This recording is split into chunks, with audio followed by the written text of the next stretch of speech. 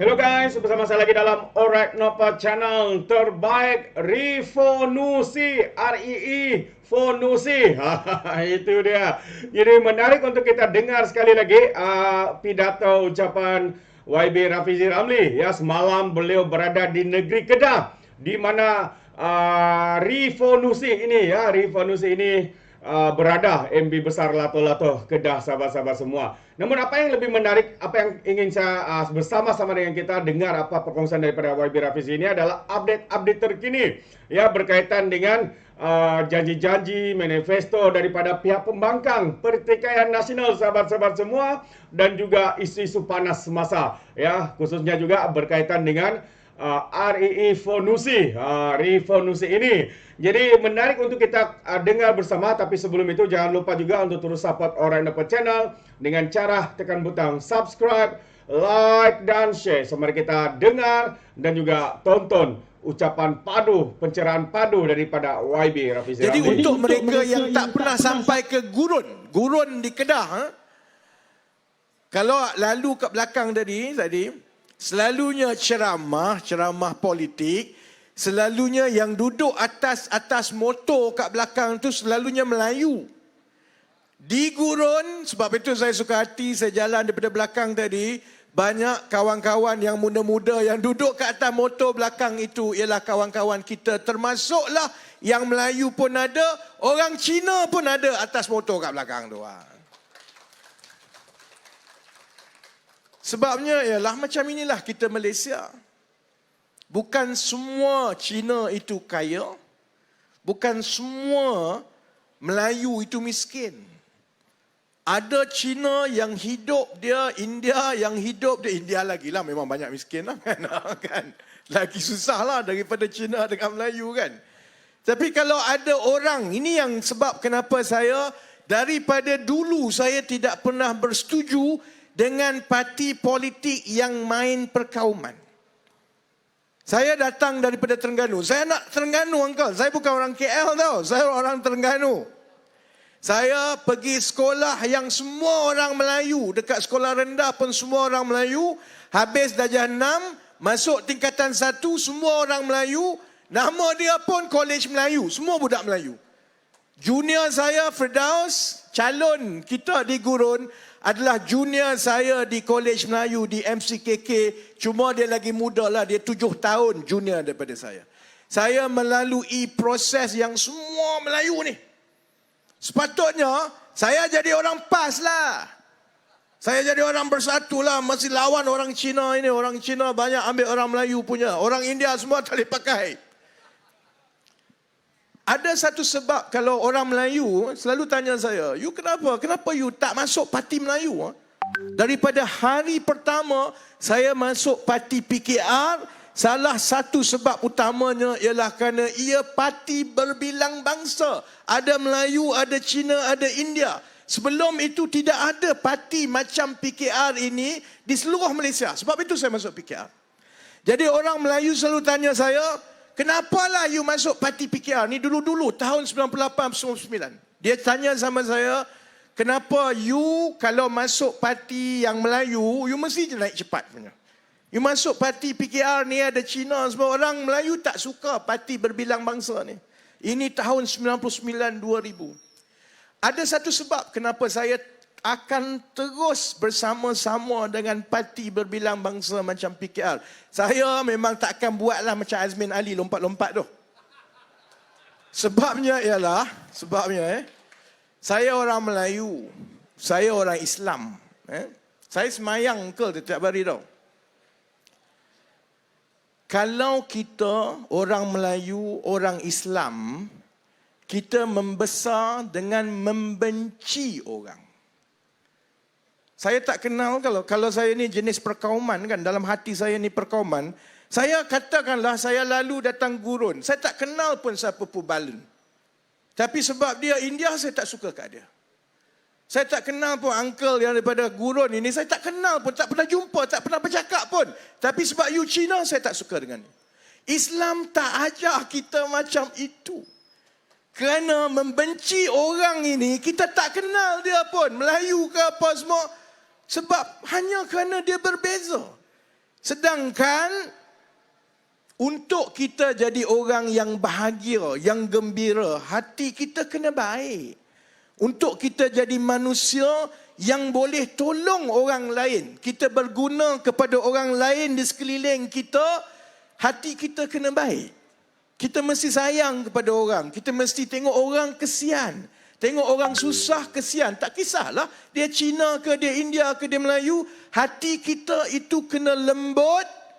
Dan sebab itu, kalau kita duduk dalam parti yang macam Perikatan Nasional sekarang, yang membenci orang lain, yang Melayu, yang diajar daripada kecil, tolak orang Cina, tolak orang India. Saudara-saudari, mereka tidak akan bahagia sampai ke mati. Sebab dalam hati ini, tiap-tiap hari kita sakit hati. Lalu depan kedai ada orang India, sakit hati. Lalu depan kedai Cina, tengok ada orang Cina, sakit hati. Sakit hati lama-lama matilah.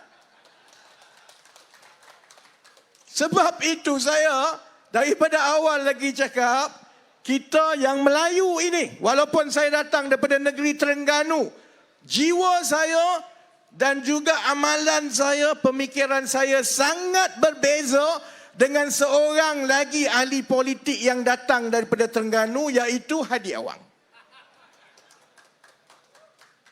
Kalau ada orang yang dengar di luar, yang you nak mati sebab sakit hati, you bolehlah jadi perkauman. Tiap-tiap hari sakit hati, sakit hati, sakit hati. Lama-lama, bisnes pun tak ke mana, hidup pun tak gembira, kita akan mati. Sebab itu saudara-saudari, pilihan raya ni penting, kan?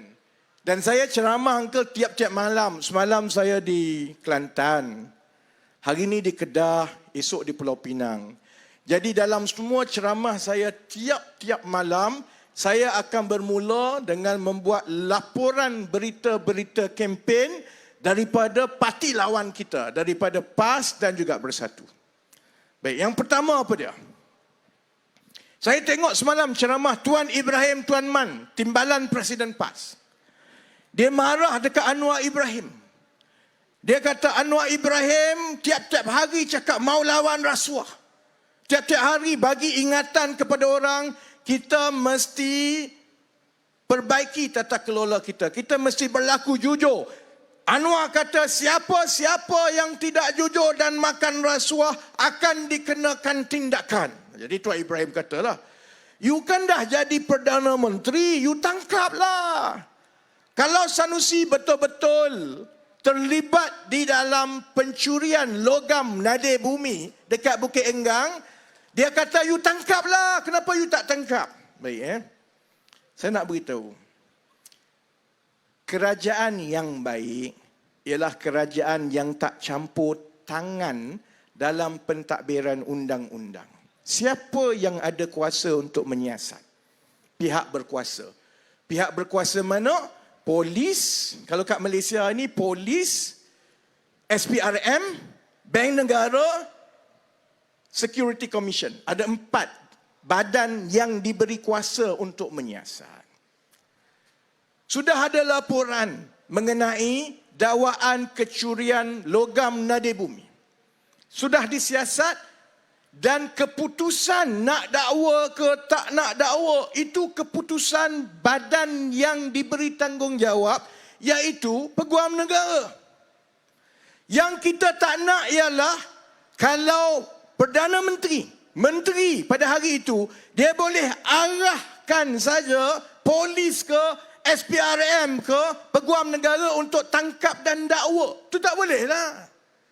Tapi sebagai orang politik, kita sudah tentu boleh ingatkan rakyat tiap-tiap hari, ingatkan diri kita sendiri, ingatkan juga lawan-lawan politik kita, di bawah pentadbiran Kerajaan Perpaduan, bawah pimpinan saudara Anwar Ibrahim, kalau ada orang berani makan rasuah, maka Perdana Menteri dan kerajaan tidak akan campur tangan. Kalau kamu kena dakwa, kena humban ke penjara, hatta itu pimpinan kanan PKR sekalipun, kenalah kamu. Itu makna Perdana Menteri. Bukannya makna Perdana Menteri suruh tangkap, suruh. Sebab kalau kita ikut logik Tuan Ibrahim dan apa nama dia? Tuan Ibrahim Tuan Man. Kalau ikut logik timbalan Presiden PAS, mana-mana yang jadi kerajaan boleh tangkap dakwa. Tangkap dakwa. Itu bukan kerja kerajaan. Itu bukan kerja menteri. Kerja kerajaan dan menteri ialah buat dasar, buat program, cari jalan untuk kasih problem selesai. Kerja badan-badan yang menyiasat ialah siasat. Ada laporan siasat. Kalau ada bukti yang cukup, dakwa. Siapa yang kena dakwa, you pergi ke mahkamah, you bela dirilah. Macam saya dulu kena dakwa 14 kali dalam mahkamah. 14 kali tahu. Saya dulu kena masuk keluar masuk mahkamah. Sanusi sekarang, polis baru telefon, uncle, itu pun sudah takut. Saya dulu masuk lokap, keluar kena gari, jalan tak ada selipar semua, puluh-puluh kali. Sampai sekarang saya masih lagi dekat sini sehari-hari. Tak takut punya. Sebab kalau kita tak salah, kalau kita kena dakwa pun, kita masuk mahkamah, kita mesti menang punya. Jadi, kita beralih pula kepada cerita nombor 2. Cerita nombor 2 ialah cerita Sanusi lah. Cerita Sanusi. Kita sebenarnya masuk pilihan raya ini, saya kena akui. Lawan kita, Perikatan Nasional, ada kelebihan besar sebab mereka ada Sanusi. Angka gelak angkau. Kita memang berlawan. Sanusi ini adalah senjata besar kepada Perikatan Nasional. Sebab apa? Sebab Sanusi ini badut. Kita tak ada badut, saudara-saudari. Kita tak ada badut sekarang ni. Dalam keadaan yang Perikatan Nasional dan PAS rasa mau masuk pilihan raya, siapa yang paling boleh buat lawak paling bodoh boleh menang undi. Sebab itu Sanusi berkempen, tiap-tiap hari dia buat lawak bodoh. Mula-mula dia buka baju, tunjuk perut besar dia. Saya perut besar jugalah, tapi saya tak ada lah mau buka baju tunjuk ke orang. Lepas tu bila ramai orang dia penyokong PAS ni, kalau pimpinan dia buka tunjuk perut besar pun dia suka. Dia kata bagus, hebat. Jadi penyokong dia tepuk. Daripada dia buka baju, tiba-tiba dia rasa, aku handsome lah. Lepas itu dia mula sebut, tengok saya handsome, gigi Rafizi buruk. Kempen tiba-tiba jadi pasal dia handsome, orang lain buruk. Dia pergi kat Selangor, dia rasa dia lagi handsome. Dia cakap Menteri Besar Selangor pendek. Apa kena mengenanya? Pendek tak pendek?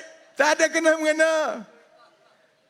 Lepas itu, dia rasa dia makin hebat. Sebab dia ramai budak-budak yang bawah ni yang suka tepuk. Sanusi buat apa pun dia tepuk. Saya tengok dekat TikTok. Budak-budak Sanusi ni di Kedah, dia cakap, Sanusi dan orang Kedah ini, uncle, orang kawan-kawan dekat Gurun ini semua bernasib baik dan bertuah lah. Sebab saudara-saudari, uncle, aunty semua ada seorang menteri besar yang serba boleh. Saya ingat, bagus, serba boleh ni maksud apa ni? Manalah tahu dia pandai bisnes ke, dia cerdik, ada 3-4 PhD ke. Dia pun tunjuk video. Tengok, Sanusi serba boleh. Mula-mula dia boleh buka tunjuk perut dia main bola. Lepas tu dia boleh main sepak takraw. Saudara-saudari, uncle, untuk mentadbir negeri bukan sama macam main bola. Kalau you pandai main bola, you pergi main bola lah. Tak payah nak jadi adun. Sebab itu kepada saudara Badrul yang jadi calon dekat sini, saya kesian dekat dia. Sebab dia sama mengambil contohnya, uncle jual, apa contohnya, uncle bisnes contoh apa dia? Uncle jual lah, bisnes jual kuih tiaw goreng. Tiba-tiba ada orang datang nak kasih kuih tiaw goreng, kononnya lagi laku, dia ambil orang itu kaki pukul. Dia memanglah, dia boleh pukul orang, boleh paksa orang beli, tapi kalau suruh dia buat kuih tiaw goreng, orang tak boleh makan kuih tiaw goreng itu. Dia sama lah. kita ada pertandingan untuk pilih wakil rakyat. Wakil rakyat ini perlu kemahiran yang berbeza-beza. Kena pandai bercakap. Bukan baca teks macam itu. Kena ada manifesto dan kena boleh bincang sebenarnya. Tengok semua kawasan, apa nak kena buat. Dekat sana nak baiki apa. Untuk bantu orang dekat sana, apa rancangan dia. Bukannya datang tawar diri untuk jadi calon, tapi bila orang tanya, you nak buat apa untuk rakyat gurun? Dia kata, itu surprise lah. Surprise. Saya nak tanya uncle, orang Cina. You ada anak seorang saja, anak perempuan. Ada seorang datang cakap, saya mau kahwin sama you punya anak. You mesti tanya dia, you kerja dekat mana? You belajar dulu buat apa? You bisnes apa? Bayangkan kalau you anak seorang perempuan, ada orang datang mau kahwin sama you punya anak, kita tanya dia kerja apa, dia jawab, kahwin dululah, tengok dulu macam mana. Iaitu calon yang nak lawan dekat gurun ni tau. Wartawan tanya sama dia, you nak jadi wakil rakyat dekat sini, you nak buat apa? Dia cakap surprise. Sebab itu, saya tengok dalam tempoh 2 minggu kita berkempen ni, tiap-tiap malam, sebenarnya memang betul sokongan di kalangan pengundi Melayu di ke-6 buah negeri, termasuklah di Kelantan, termasuklah di Kedah, sudah mula beralih kepada kerajaan perpaduan, saudara-saudari. Yang itu saya boleh cakap dengan yakin. Yang kita perlukan ialah dalam tempoh seminggu daripada sekarang, kita kena pastikan bahawa peralihan undi daripada pengundi Melayu kepada kerajaan perpaduan itu besar, supaya kita boleh menang. Tak cukup 3, 4, 5 kursi, kita menang sehingga kita boleh membentuk kerajaan di negeri Kedah, dan kerusi gurun adalah kerusi yang wajib kita menang kalau kita nak membentuk kerajaan. Saya tak habis lagi cerita pasal Sanusi tau. Sanusi sekarang demam, demam. Tadi bising. Saya pun tengok, saya bimbang juga. Sebab ada berita semua orang-orang PAS, Perikatan Nasional kata, Sanusi telah ditahan sekali lagi oleh polis. Saya kata, Allah, takkan kena tahan sekali lagi kot. Nanti orang akan gunakan seolah-olah kerajaan perpaduan ini guna polis untuk tekan dia. Kemudian saya tengok tadi, macam dia tak kena tahan, tapi dia tidak dapat hadir untuk beberapa majlis kempen Perikatan Nasional. Tak ada sebab diberikan. Dia hanya tak dapat hadir. Saya rasa dia demam. Dia demam sebab masalah dia ni makin bertimpa-timpa ni. Sebab itu malam ini kita main game teka-teki. Saya tanya, kita semua jawab. Sebab setakat ini, dalam tempoh 1-2 minggu berkempen ini, kita semua pengundi kami di sebelah kerajaan perpaduan ini, kita semua kena berteka-teki apa jawapan Sanusi seterusnya untuk hari esok. Ini semua pasal REE ni, pasal Nadi Bumi. Uncle tahu tak, negeri Kedah ni negeri kaya. Kaya, sangat kaya. Rakyat saja miskin, negeri kaya. Dia kaya sekarang sebab negeri Kedah ada deposit Nadi Bumi, REE, antara yang paling besar dekat negara ini. REE ni saya tahu, kita tak pernah tengok Nadi Bumi ni. Kita tengok emas, kita tengok perak, kita tengok tembaga tak. Nadi Bumi ni kita tak pernah tengok lagi dengan mata kita. Nadi Bumi ini ialah logam yang sangat berharga yang digunakan di dalam peralatan-peralatan elektrik moden, terutamanya bateri. Jadi kalau bateri, telefon kita pun pakai bateri. Kereta pun sekarang pakai bateri. Dan 10-15 tahun daripada sekarang, bila kita pasang solar di banyak tempat, bukan saja kereta, telefon pakai bateri, kita akan mula lihat bateri-bateri besar di seluruh negara yang digunakan untuk menyimpan tenaga solar yang kita jana daripada solar. Siang ada matahari, simpan dalam bateri. Malam bila tak ada matahari, kita ambil daripada bateri itu untuk pasang lampu semua. Jadi, sesiapa sahaja negara mana yang ada nadir bumi yang besar, maka dia akan jadi kaya. Kerana seluruh dunia lepas ini bergantung kepada elektrik daripada bateri. Dan ada beberapa tempat saja dalam dunia ini yang ada logam ini. Ada logam nadir bumi. China paling banyak. Tempat nombor 2 di Australia. Dan sekarang ini tempat baru yang dikenal pasti banyak nadir bumi ialah di mana? Di Kedah. Kaya. Itu yang Sanusi kata, Kedah ini ada 43 trilion. 43 trilion. Uncle tahu berapa saiz dan kekayaan ekonomi negara kita sekarang? 1.7 trilion. Maknanya, kalau Kedah ni ada 43 trilion nadir bumi, maksudnya Kedah ni 40 kali ganda lebih kaya daripada seluruh Malaysia. Sebab itu Sanusi yakin lepas ini semua dia nak ambil alih. Penang pun dia nak masuk Kedah. Kuala Lumpur pun dia nak masuk Kedah. Sebab dia yakin Kedah kaya. Memang Kedah kaya. Tapi kaya kalau diuruskan dengan baik. Sebab itu Sanusi sekarang ni saya ingat dia demam. Sebab masalah yang didakwa berlaku pencurian logam nadir bumi itu daripada satu hari ke satu hari, Saifuddin Nasution telah tunjuk bukti baru tiap-tiap hari. Itu yang menyebabkan semua kita kena berteka-teki. Bila Sanusi kantoi, dia nak pusing kok mana? Kona kok mana lagi ni? Saya bagi contoh tak? Mula-mula bila Saifuddin tanya, Sanusi, kamu kena jawab, betulkah ada pencurian logam nadir bumi di Bukit Enggang dekat Sek? Oh, tak ada. Lepas tu dia maki hamun. Saifuddin tak gunalah, itulah, inilah, itulah kan.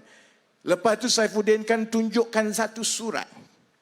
Surat itu ialah surat yang dia sendiri tanda tangan minta Kementerian Dalam Negeri. Masa itu menterinya Hamzah Zainuddin bagi lesen visa untuk bawa masuk pekerja-pekerja daripada China. Ini bukan Cina gurun, bukan Cina kulim. Kalau dia bagi kat Cina gurun kulim pun saya tak adalah marah sangat. Dia bagi ke Cina kat Tanah Besar tu. Bawa masuk untuk bagi projek nadir bumi. Lepas tu bila bagi surat tu dia tak mengaku lagi. Ni tak ada kena-mengena. Saya tak tahu. Kemudian pegawai dia pula kena tangkap dengan SPRM. Kena tangkap sebab memang syarikat milik kerajaan negeri terbabit dengan syarikat Cina itu yang sekarang ini sedang disiasat kerana pencurian nadir bumi. Dia kata tak, ini semua fitnah ni, semua fitnah. Dia kata saya tak kenal pun ini orang Cina ni. Nama dia apa? Seorang pun Solofai. Solofai. Uncle So lah, Uncle So. So Uncle So ni sekarang, pihak polis sekarang semua tengah cari mana Uncle So ni. Sebab dia ialah orang yang sedang disiasat sebagai tuan punya syarikat yang dituduh membawa keluar nadir bumi secara illegal, secara haram. Sanusi kata apa? Saya tak kenal lah ini Uncle So, tak pernah dengar, tak tahu. Hari seterusnya, Saifuddin tunjuk gambar. Ini gambar you dengan Uncle So ni. Ini Sanusi, ini Uncle So. Ini macam mana? You kata you tak kenal sama dia. Sanusi jawab, itu gambar saja. Saya ambil gambar tapi saya tak kenal dia.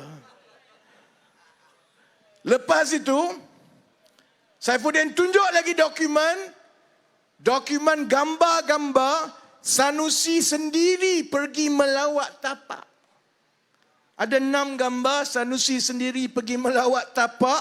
Lubang-lubang korek itu semua dia dah tengok, saudara-saudari. Sekarang Sanusi kata, yalah, Uncle So itu sudah datang jumpa saya. Dia ini bawa kitab pasal logam nadir bumi. Daripada tengok dalam masa seminggu, daripada dia tak tahu apa-apa pasal REE, kepada dia tak kenal Uncle So, kepada dia ambil gambar saja tapi tak kenal. Sekarang dia dah kenal dan dia boleh beritahu orang Uncle So ini ialah pakar dalam logam nadir bumi. Sebab itu saya rasa dia sekarang demam. Sebab dia tak tahu seminggu lagi kempen ini, apa lagi yang nak dikeluarkan. Sebab saya yakin kalaupun dia tak tahu sebenarnya berlaku perlombongan haram nadir bumi dekat Bukit Enggang dekat Sek, dia sebenarnya tahu bahawa Uncle So itu datang kat Malaysia untuk REE. Dia sebenarnya perlu bertanggungjawab kerana syarikat-syarikat yang terbabit itu termasuklah yang berkait dengan kerajaan negeri juga. Jadi tak apa, bagi kat dia. Saya nak jawab satu lagi, perkembangan terkini. Perkembangan terkini kempen PAS dan Perikatan Nasional. Sekarang ini dia cukup marah kepada Anwar Ibrahim sebab Anwar Ibrahim umumkan ada pelaburan baru daripada syarikat Jerman bernilai 25 bilion dekat Kulim. Orang PAS marahlah sebab dia kata, ini semua kerja Sanusi. Kenapa Anwar mau claim cakap dia punya kerja? Saya beritahu itu bukan kerja Sanusi. Itu kerja Anwar Ibrahim dan Kerajaan Persekutuan. Seluruh projek Kulim High Tech Park itu ialah projek Kerajaan Persekutuan. Malah kalau uncle tengok billboard besar-besar dekat-dekat Kedah ni, dekat Gurun pun mesti ada ni, Sanusi tunjuk gigi dia cakap pencapaian projek-projek besar. Kalau tengok setiap satu projek tu, semua projek Kerajaan Persekutuan, bukan projek negeri Kedah pun. Tapi dia mengaku dia punya. Betul, dia beritahu kat budak-budak, selain perut saya besar, selain saya boleh main bola, saya juga boleh bawa pelabur-pelabur asing masuk kat Malaysia, kat Kedah. Sebab itu kena bagi saya jadi menteri besar sekali lagi. Sebab itu saya nak jawab malam ini. Orang PAS marah dekat Anwar, marah dekat saya sebab dia kata itu kerja Sanusi. Itu kejayaan Sanusi. Sebab Sanusi lah pelabur-pelabur ini masuk. Ada yang beritahu, katalah Rafizi tak tahu bahawa kilang Infineon itu memang sudah ada dekat Kedah daripada dulu pun lagi. Saya nak cakap pasal ekonomi sikit, Uncle. Ni orang yang bisnes mungkin tahu, mungkin faham. Memang betul, Infineon tu syarikat chip semiconductor daripada Jerman. Memang dia dah buka dekat Malaysia ni lama dah. Dia dah 20 tahun lebih kat Malaysia. Kilang dia yang pertama di Melaka. Kemudian, bila dia buka kilang baru, Kerajaan Persekutuan masa itu telah membangunkan Kulim High Tech Park. Jadi dia pun buka kilang kedua dia dekat Kulim High Tech Park. Di kalangan yang mendengar ni dan juga yang menonton dekat luar, mungkin ada di antara kita yang pernah kerja dengan syarikat antarabangsa. Kita kerja dengan multinational companies, MNCs. Bila keputusan untuk buat pelaburan baru berpuluh bilion, keputusan itu sebenarnya siapa yang buat keputusan itu? Orang dekat Malaysia ke ataupun orang dekat ibu pejabat? Yang buat keputusan ialah orang-orang yang di ibu pejabat di Jerman. Jadi cara dia begini. Infineon ini ada operasi dia dekat Malaysia, ada operasi dekat Singapura, ada operasi di negara-negara lain. Dia syarikat antarabangsa. Jadi bila tahun ini dia kata saya ada 25 bilion tambahan, 5 bilion euro untuk buka kilang baru, maka semua operasi dia di seluruh dunia ini akan cuba meyakinkan ibu pejabat dia untuk buka dekat negeri dia.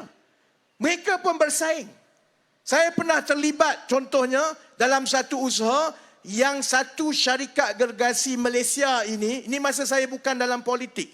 Masa ni saya ada company sendiri, saya ada membantu, ada benda yang saya boleh bantu, yang syarikat itu nak yakinkan ibu pejabat dia di China supaya buka satu pelaburan baru bukan di China, buka di Malaysia.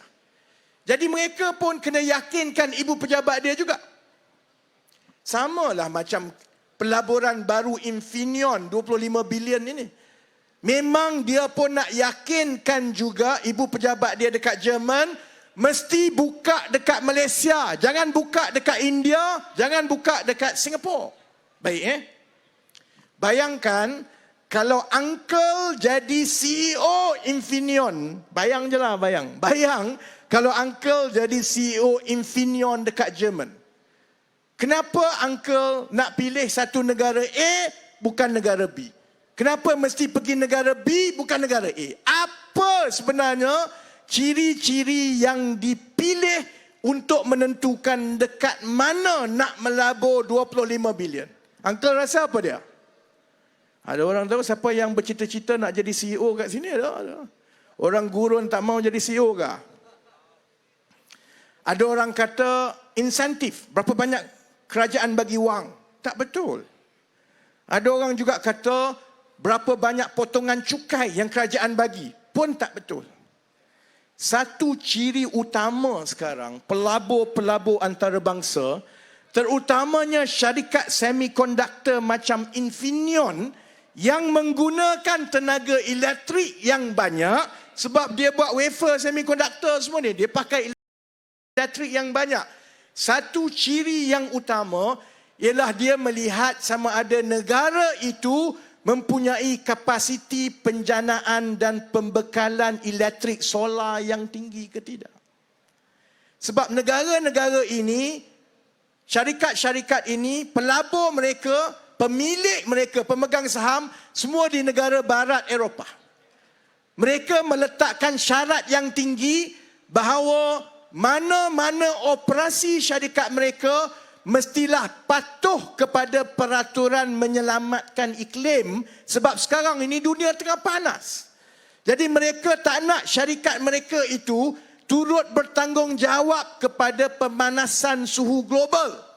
Sebab itu kita duk dengar kalau baca ni orang kulim, orang gurun kaya-kaya, kalau tengok annual report daripada syarikat besar-besar, semua akan melaporkan tentang ESG, tentang climate change, tentang green compliance. Maksudnya begini, pelabur-pelabur uncle, dia nak cari syarikat yang mempunyai bekalan elektrik yang boleh baru, renewable energy ataupun solar yang tinggi. Kalau dia melabur dalam syarikat yang tak banyak solar, dia tak banyak guna elektrik solar, saham syarikat tu jatuh, orang tak nak beli. Orang hanya nak beli syarikat-syarikat yang dia banyak guna tenaga solar. Macam mana ini berkaitan dengan Infineon? Sebab itu, 2 minggu lepas, bila Datuk Seri Anwar Ibrahim lancarkan ekonomi madani, macam mana kita nak plan ekonomi kita, kalau uncle auntie saudara-saudari ingat, petang itu saya lancarkan pelan peralihan tenaga negara. Sebab kalau Perikatan Nasional tanya kita berkali-kali, macam mana nak tarik pelaburan asing, cara dia ialah kita kena meningkatkan kapasiti penjanaan tenaga boleh baru, solar di negara kita. Lagi banyak solar, lagi banyak syarikat pelabur besar-besar nak masuk ke Malaysia kerana mereka memang sedang mencari negara-negara yang boleh membekalkan tenaga solar. Kerana itu kehendak pemegang-pemegang saham mereka. Yang itulah sebenarnya yang melibatkan Infineon. Sebab itu, bila kita rancang ekonomi, kita macam doktor. Ada doktor tak kat sini? Doktor, ada orang datang sakit tak? Mula-mula kita tanya, you sakit apa? Kemudian kita cek sama dia. Lepas kita cek, kita dah dapat test semua, barulah kita bagi dia ubat. Ekonomi macam itu juga. Bila kita ambil alih 7 bulan dulu, kita habiskan 2-3 bulan pertama untuk kita semak sebenarnya apa yang sakitnya dengan ekonomi Malaysia. Ada benda yang kita dah tahu, korupsi, rasuah, macam-macam tu kita dah tahu. Yang itu kita boleh ubah dengan mudah. Tapi kalaupun kita tidak ada rasuah, kalaupun negara kita ni politik stabil, kita masih lagi ada beberapa cabaran yang besar, dan cabaran yang paling besar ialah menyediakan sistem dan industri tenaga elektrik yang patuh kepada keperluan hijau. Kerana hanya apabila kita ada ini, kita akan berjaya meyakinkan kilang-kilang syarikat-syarikat besar ini untuk mengalihkan kilang dia yang sekarang ini tak pakai tenaga solar kepada negara Malaysia. Kerana bila itu berlaku, kilang-kilang itu akan mendapat sambutan yang lebih baik di kalangan pembeli-pembeli saham mereka. Sebab itu ada orang duk tanya saya, bila saya cerita pasal solar, saya cerita pasal selepas ini, kita akan benarkan orang ramai menyewakan bumbung mereka kepada syarikat-syarikat untuk menjana solar. Ada orang beritahu saya, kamu ni menteri apa? Kamu menteri ekonomi ke menteri alam sekitar? Itu sebab orang yang tanya tu walaun tu bodoh. Dia tak tahu sebenarnya perkara penting untuk ekonomi negara kita ialah memastikan ada daya tarikan baru yang sebagai magnet boleh tarik pelaburan-pelaburan ini. Sebab itu Datuk Seri Anwar Ibrahim kata, bila Infineon mengumumkan pelaburan baru 25 bilion, itu selaras dengan ekonomi madani, ialah kerana ia turut dipengaruhi oleh rancangan kita untuk menjadikan Malaysia sebagai bateri solar paling besar di rantau ini, saudara-saudari. Kalau tak ada rancangan itu, dia tak datanglah. Bukan sebab Sanusi tunjuk sengih, tunjuk perut, tiba-tiba pelabur datang. Jadi sebab itu, saudara-saudari, saya tahu kita pun tak nak tarik sampai pukul 12. Satu, sebab saya takut saya terlajak, nanti calon akan ada masalah dengan SPR. Kedua, kita semua nak balik. Saya pun nak kena pergi Penang esok mula pagi. Saya nak rumuskan begini. Malaysia berada pada landasan yang betul. Dia bukan boleh berlaku serta-merta. Kalau kita sakit lama, kita pergi jumpa doktor. Doktor yang baik sekalipun, lepas dia dah semak, ambil X-ray, buat MRI, ambil cek darah semua, dia tunggu keputusan daripada makmal darah. Lepas dia pasti ini sebab dia bagi ubat. Ubat itu bukannya serta-merta akan jadi, tapi dia pulih sedikit demi sedikit. Kita boleh rasa yang kita makin baik. Kalau dulu tak boleh bangun, sekarang boleh bangun. Kalau dulu makan tak boleh, dah boleh mula makan. Ekonomi dan negara pun macam itulah. Selepas 7 bulan, kita berada di landasan yang baik. Ekonomi kita makin pulih. Harga barang makin stabil. Ingat tak dulu, 2 bulan lepas, geng-geng Perikatan Nasional ni semua buat cerita, 2 bulan Ogos, dia kata, bulan Ogos, harga barang akan naik 20%. Sekarang bulan berapa? Dah bulan Ogos dah. Harga barang ada naik 20%. Harga ayam turun adalah. Harga minyak masak kekal. Harga barang kekal macam biasa. Lebih murah daripada zaman mereka memerintah pun. Jadi kita berada dalam keadaan yang semakin baik, landasan betul. Lusa 7 hari bulan Ogos, saya sendiri akan bentangkan satu kertas dasar yang bagi saya cukup penting untuk anak-anak dan adik-adik kita. Iaitu kertas dasar mengenai macam mana kita nak menaikkan gaji pekerja-pekerja di seluruh Malaysia. Sebab kita tak boleh biarkan dah gaji macam sekarang ini. Sebelum ini kerajaan tak nak campur tangan soal gaji. Gaji itu pandai-pandai you lah. Jadi kalau yang ada bisnes kecil macam dekat gurun, kita nak bayar gaji pekerja kita tinggi pun kita tak mampu. Kalau kita nak bayar pun kita tak mampu. Jadi kalau kerajaan bergaduh, suruh syarikat bayar gaji tinggi pun tak jadi. Jadi macam mana kita nak bagi gaji mula naik setiap tahun ini secara berkala? Kerajaan kena bagi duit lah. Tu ya. Kerajaan kena ambil sejumlah wang daripada cukai yang kita kutip daripada rakyat ini. Kita kena peruntukkan untuk kita bekerjasama dengan majikan-majikan untuk menaikkan gaji pekerja-pekerja. Hari Isnin ini, tugas saya ialah meyakinkan Datuk Seri Anwar Ibrahim bahawa kerajaan perlu memperuntukkan wang setiap tahun dan bekerjasama dengan majikan-majikan untuk menaikkan gaji pekerja-pekerja semua orang, saudara-saudari. Uncle tepuk, nanti Uncle tolong hantar mesej kepada Anwar Ibrahim, tolong setuju. Nanti saya cadang dia tak setuju, payah. Jadi hari Isnin ini juga, buat pertama kali dalam sejarah negara kita, kerajaan akan campur tangan untuk menaikkan gaji pekerja-pekerja kita.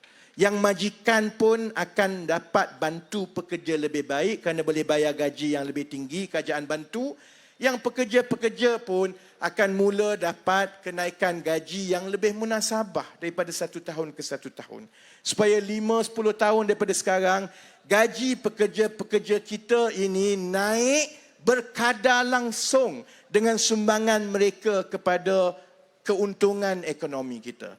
Kita juga dah mula tengok pelaburan demi pelaburan, dan sebab itu pilihan raya negeri kali ini adalah cukup penting untuk kita buktikan bahawa kita tolak ke tepi politik perkauman, politik identiti yang kerjanya tak habis-habis untuk menjatuhkan kerajaan.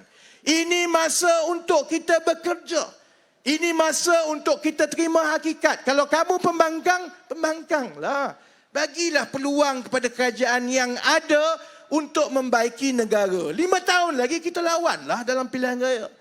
Kerana akhirnya yang penting ialah kebajikan rakyat, dan saya yakin seperti mana yang kita sudah mula nampak di Kelantan, kita insya-Allah akan mengekalkan Selangor, Negeri Sembilan dan Pulau Pinang. Tak ada masalah. InsyaAllah kita akan kekal di negeri-negeri tersebut. Yang jadi persoalan sekarang ini ialah Kedah. Kita nak tengok sama ada kemenangan yang lebih kepada calon-calon kerajaan perpaduan. Kalaupun kita tak boleh membentuk kerajaan, kita nak pastikan bahawa kita ada pembangkang yang kuat supaya negeri ini tidak diwakili secara berterusan oleh seorang badut seperti Sanusi. Jadi sebab itu akhir sekali saya nak minta tolong satu saja. Sahabat-sahabat yang Cina, sahabat-sahabat yang India, kali ini kena yakinkan semua kaum keluarga kita untuk keluar mengundi. Dalam pilihan raya umum yang lepas November, salah satu sebab kenapa PAS menang besar di Kedah ialah kerana jumlah pengundi bukan Melayu yang keluar itu rendah. Buat kali pertama selepas 2008, 2013, 2018, selalunya jumlah keluar mengundi oleh pengundi Cina dan India ialah atas 80%, 81%, 82%. Baru-baru ini 68%. Ada 15% pengundi Cina dan pengundi India yang tidak keluar. Jadi kalau kita nak pastikan kemenangan kerusi macam Gurun, macam Kulim, macam Sukamenanti, semua kerusi-kerusi kita kena pastikan pengundi Cina dan India keluar beramai-ramai macam dalam pilihan raya sebelum ini. Boleh ke tidak? Ya. Yang kedua, saya nak minta yang Melayu, yang tua-tua, yang abang kakak Melayu. Dulu, 10-15 tahun lepas, kita selalu cakap, adik-adik yang muda, tolong balik kampung, yakinkan mak ayah suruh berubah. Sekarang ni terbalik. Sebab yang sokong Perikatan Nasional ni budak-budak umur 18 ke 24 tahun. Yang 25 tahun ke atas ni semua dah sokong kita. Tapi mereka ramai. Sebab dia kali pertama, dia pendaftaran automatik. Memang betul. Yang muda-muda ini lagi suka TikTok. Dia tengok Sanusi, wah comelnya Sanusi. Dia tak kisah Sanusi ni boleh buat kerja ke tidak. Dia tengok Sanusi comel bulat. Jadi saya nak minta yang Melayu pula, yang abang kakak Melayu, yang makcik-pakcik, tolong nasihatkan kepada pengundi-pengundi muda bahawa pilihan memilih kerajaan ini bukan memilih badut. Kalau pilihan raya negeri ini ialah untuk memilih ketua badut Kedah, bolehlah. Saya pun akan undi Sanusi. Tapi ini kita nak pilih menteri besar. Kita nak pilih menteri besar yang boleh mentadbir negeri seiring dengan kerajaan persekutuan supaya kita boleh tumpu bawa seberapa banyak pelaburan baru. Jadi, kena juga nasihatkan pengundi-pengundi muda Melayu kita bahawa kalaupun kamu tak suka Rafizi sebab gigi dia jongkang-jongkek macam Sanusi kata, tapi paling kurang dengarlah juga demi masa depan kamu.